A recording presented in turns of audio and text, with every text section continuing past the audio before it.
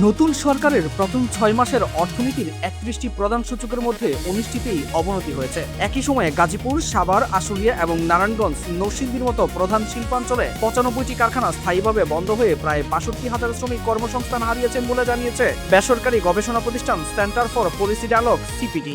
সোমবার 24শে আগস্ট রাজধানীতে সিপিডির কার্যালয়ে নতুন সরকারের প্রথম 6 মাস একটি অর্থনৈতিক পর্যালোচনা শীর্ষক সংলাপে এসব তথ্য তুলে ধরা হয়। সিপিডির সম্মাননীয় ফেলো ডক্টর দেবপ্রিয় ভট্টাচার্য বলেন, নতুন সরকারের কাছে মানুষের বড় প্রত্যাশা ছিল অর্থনৈতিক পুনরুদ্ধার ও সুশাসন প্রতিষ্ঠা। তবে 6 মাসের পরিস্থিতি পর্যালোচনায় অর্থনীতিতে স্বস্তির চেয়ে উদ্বেগের জায়গায় বেশি দেখা যাচ্ছে। তিনি বলেন, সরকার দায়িত্ব নেওয়ার সময় দেশের অর্থনীতি কি অবস্থায় ছিল তার কোনো সমন্বিত তথ্যভিত্তিক নথি এখনো তৈরি হয়নি। ফলে সরকারের বিভিন্ন বক্তব্য এবং পরিসংখ্যানের মধ্যে সামঞ্জস্য যাচাই করা কঠিন হচ্ছে। সিপিডি জানিয়েছে, সরকারের প্রতিশ্রুতি ও পদক্ষেপ মূল্যায়নে তারা প্রায় 362টি উদ্যোগকে 9টি ভাগে নিয়ে রিফর্ম ট্রেকারের আওতায় পর্যবেক্ষণ করছে। পাশাপাশি সুশাসনের 105টি ঘটনাও পর্যালোচনা করা হচ্ছে। চলতি বছরের জানুয়ারি থেকে আগস্ট পর্যন্ত 3 শিল্পাঞ্চলে 95টি কারখানা বন্ধ হয়েছে। এতে সরাসরি কর্মসংস্থান হারিয়েছে 61,881 জন। গ্যাস সংকটে টেক্সটাইল, ইস্পাত, কাগজ, কাঁচ, সিরামিক সহ বিভিন্ন শিল্পে উৎপাদন ব্যাহত হচ্ছে।